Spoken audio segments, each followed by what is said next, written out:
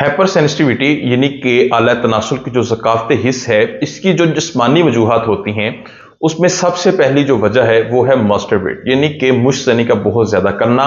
या फिर पीनस की जो स्किन होती है ये बहुत ज़्यादा नाजुक या बारीक हो जाए, या फिर खारिश, एलर्जी या सोजश की वजह से भी, हार्मोन्स का जो अदम तवाजुन होता है उसकी वजह से भी मसला बन सकता है, या जीनियाती अवामल की वजह से भी बन सकता है। अच्छा, इस ज़कावत इसकी वजह से होता क्या है? जैसे ही नफ्स के ऊपर आप टच करते हैं वो फौरन रद्द-ए-अमल देता है, या हल्का सा कपड़ा टच होने से भी हल्की शहवत आने पे आला तनासुल से सीमन के जो कतरे होते हैं वो निकलना स्टार्ट हो जाते हैं।